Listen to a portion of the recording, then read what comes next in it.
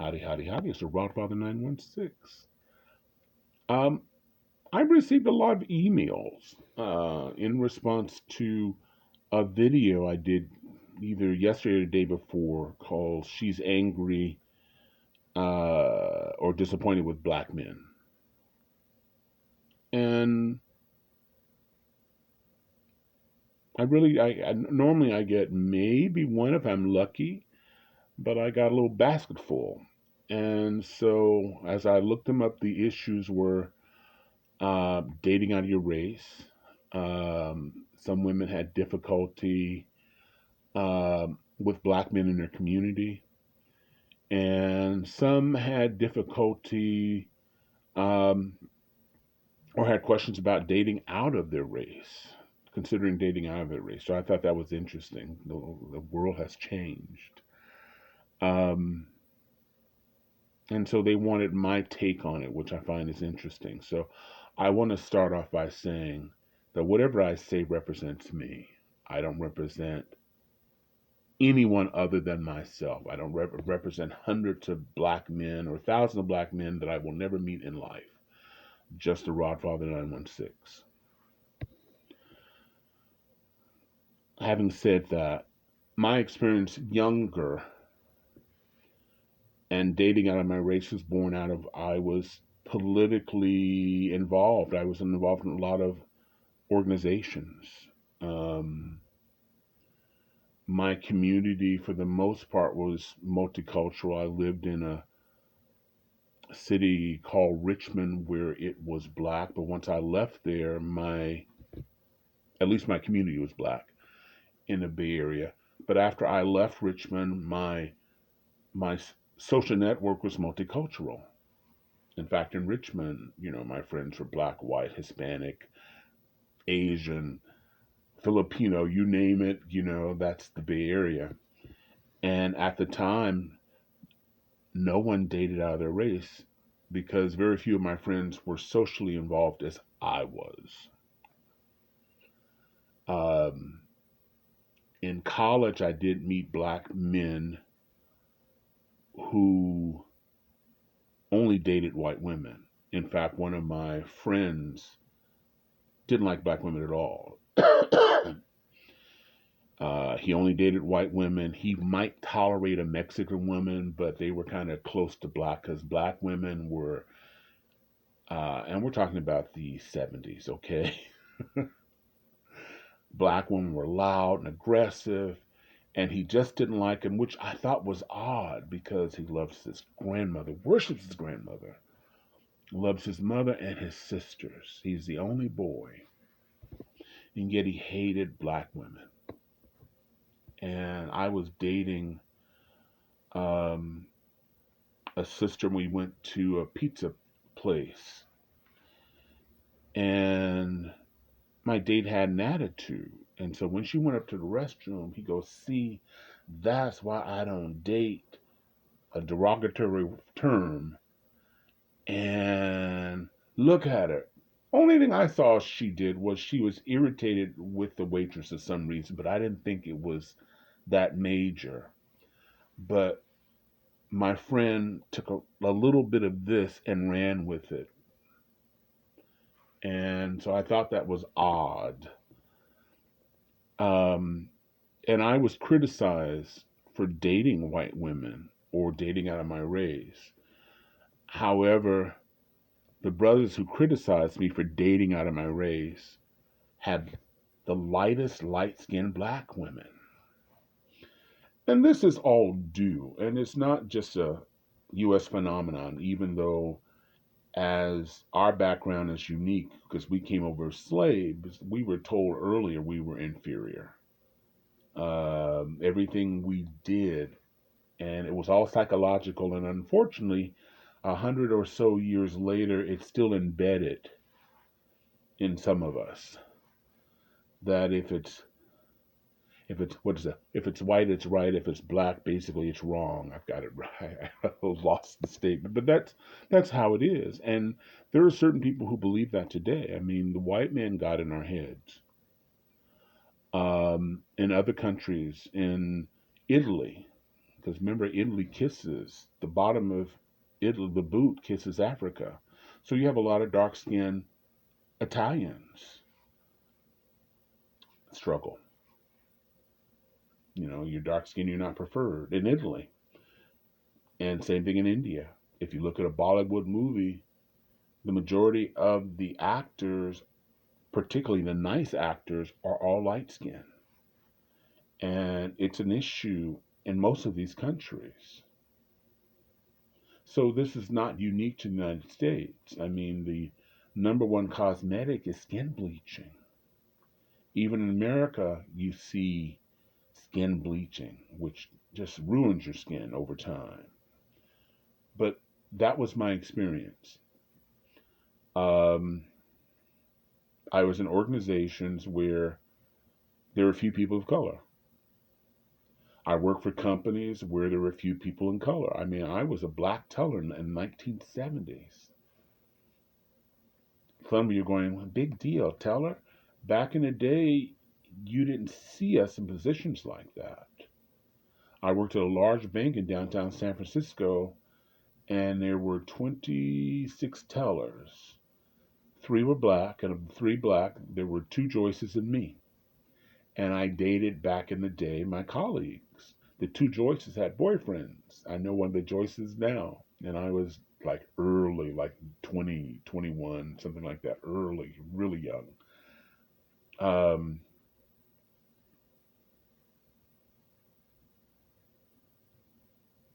so I dated different people. It drove family members crazy. And my mother used to get on the phone. And I would hear her talking after church. She goes, I don't know what he's coming home with next.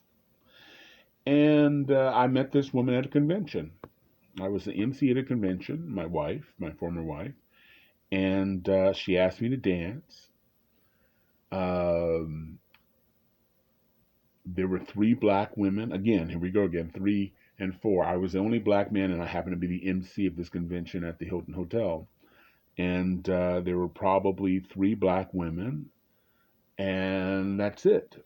And so I like to dance, and my former wife asked me to dance. That's how we met. Uh,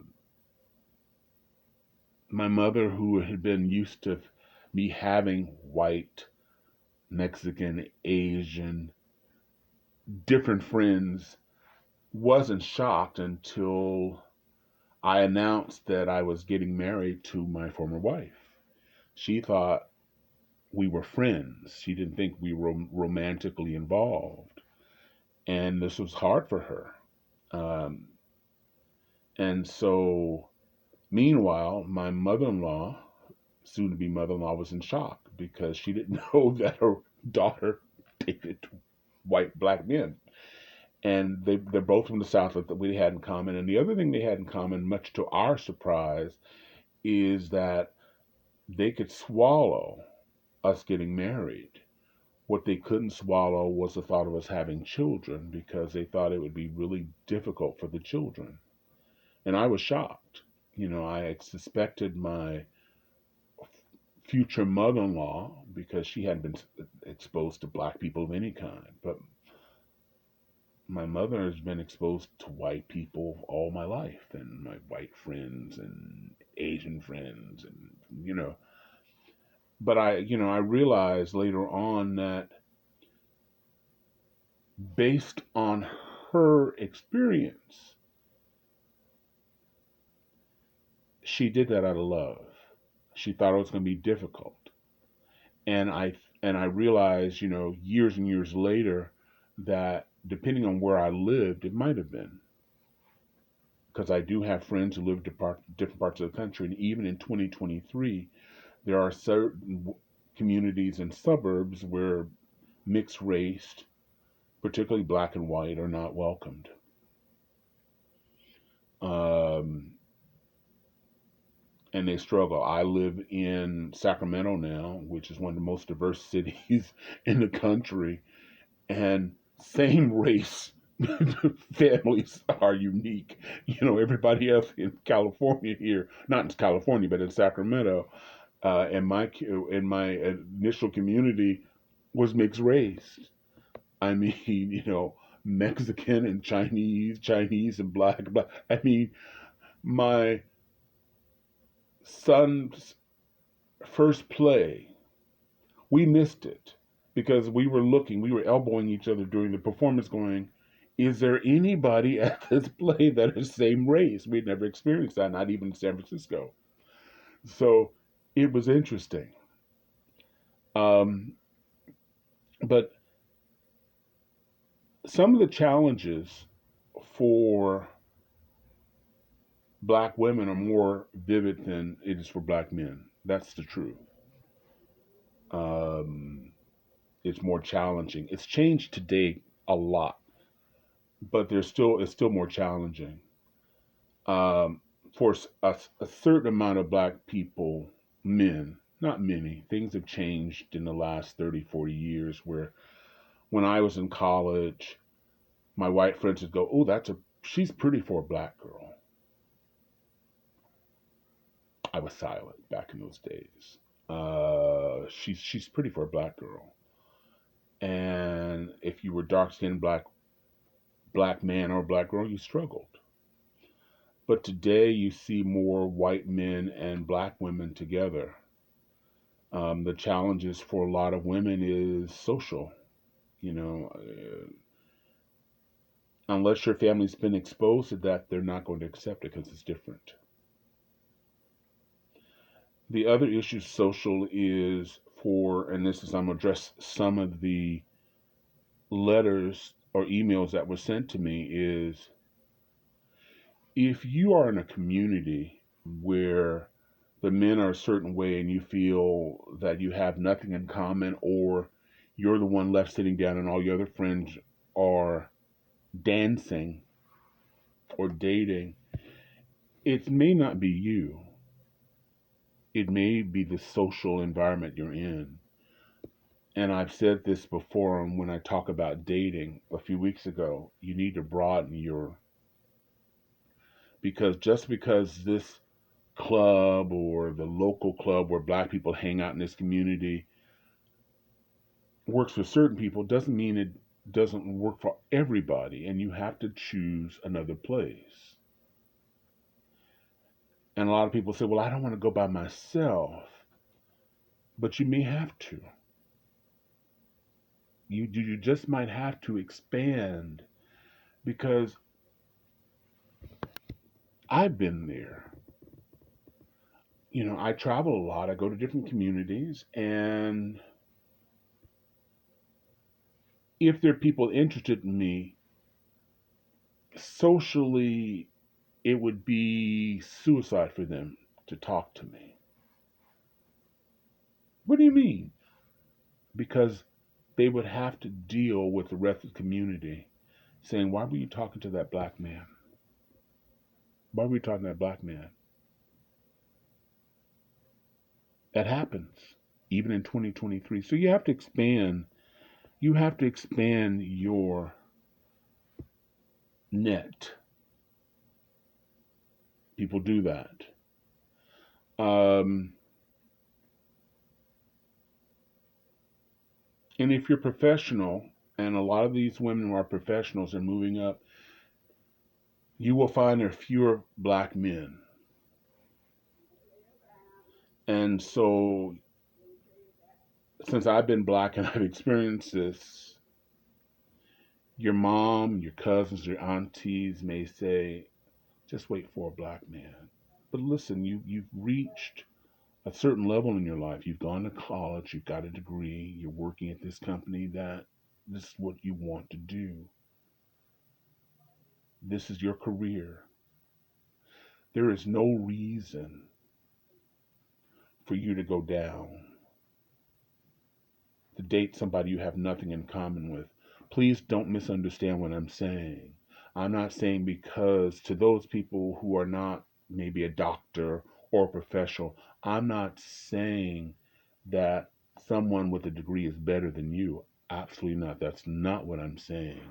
What I'm saying is, as you move up professionally, you will have less in common with the people who are in different professions. And so some people who are telling you don't date outside your race, some of the people who will tell you, it's going to be hard for you. There are two reasons behind that. Sometimes fear, not for so much for you, is for them that they're going to lose you, which could happen, or fear of the unknown, and that's the biggest fear. But you want somebody who you can relate to, who you can talk to. I have family members, and unfortunately, it's more female than male. Women are more critical than men about who they date. And I have some professionals in the family, and their aunts, uncles, sometimes parents tell, not uncles, but aunts and other members of the family says, date below you. At least he's black. But you have nothing in common with this person. Why should you? So that's why you see more intermarriages as people go up the ladder. Because an organization I'm in today, there are still few black women, fewer women of color, except for at least in here in Sacramento, I've experienced, except for Asian women, and all of them have, believe it or not, Asian, white, all have that experience, except men don't think of it as dating down. And there isn't such a, and this is my experience again, this is my experience. Um, there isn't this stigma attached to men, Asian, Mexican, of you should date down. You should just you got to keep the race pure. But for women, it is, and it comes from other women. So you have to broaden your net. You have to broaden your net. I do, and I do understand the racism within our community, colorism. And again, I say it's universal. You just don't hear about it. Why do you think there's so many bottle blondes? You know, Caucasian women, Asian women, even certain black women, they're not dyeing their hair brown. They're dyeing their hair as blonde or as close to blonde they can get it, because that's still the image in 2023. The good news is that we're seeing images of beautiful black women and beautiful Hispanic women. We haven't got there with the Asian women yet, but I hope it does soon, because image is everything. Image is everything. As a black man, when I was a kid, there was not much to be proud of. The good news, I had strong men. Even though my father had died, God put strong men in my life. And some of the men directed me. And when I got into, started taking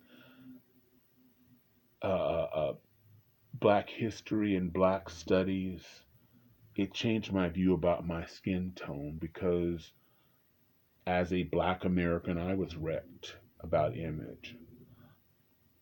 No, that wasn't a reason why I dated white women or people out of my race.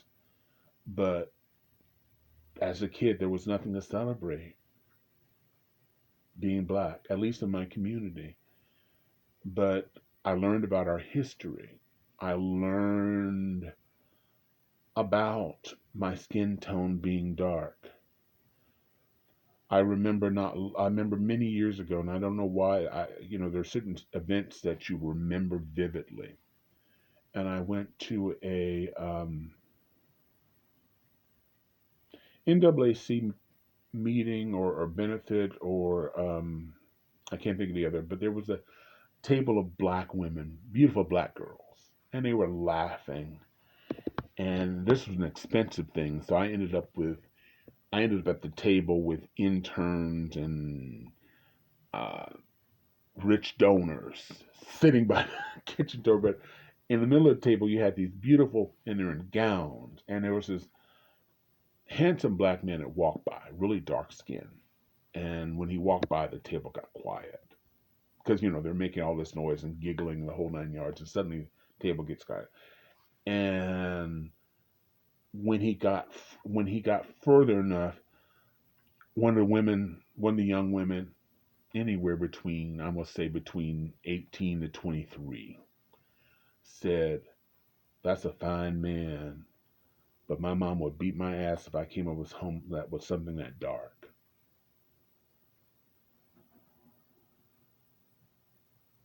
That just stuck with me.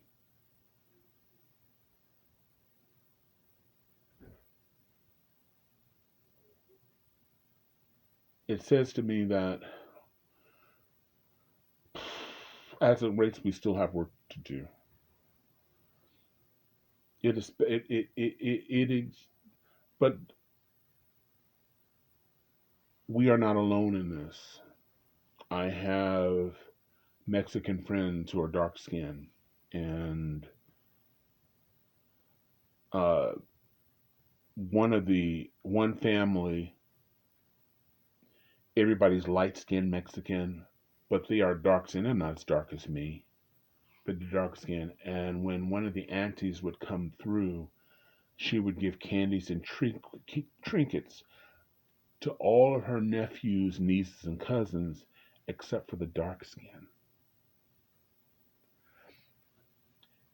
The hurt goes back generations because their mother was dark, and their kids are dark, and their kids are dark. And the hurt in that community because they weren't light skinned. It happens. So knowing this, that's why traveling and talking to people is so important. I'm going off topic a little bit, but it's so important to talk to other people in other groups to realize we are not alone. I'm blessed to travel the world over, because my kids are way grown. I can do that now. I can exist on TV dinners and not worry about, it's just me. And but you meet people, and I interview people, and I swear I'm gonna start blogging in October.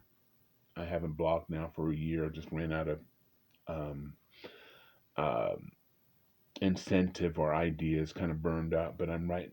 I've been traveling last year, meeting different people in different backgrounds, and just talking. And the pain is pain. You hear about. I grew up with black people said, nobody suffers like that. That's not true. Same issues, different area. So for the women and other people who are saying, I hope I made some sense here. The reason I'm dated who I dated was my social. It was dictated. People I work with. Love is a wonderful thing. So what if he's Asian and you're black? Does he respect you? Does he love you? Does he treat you well? Does he honor you? Your family's going to talk. Your friends are going to talk. But they're not going to be in your household. And in your household, if you have love, that all that matters. There is no reason for you to take less. A theme of in a lot of my video is you are worthy of love. We all are.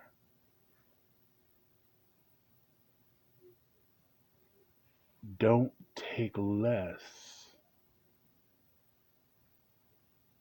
Be the queen you are. Demand the respect. If you're male watching this, same.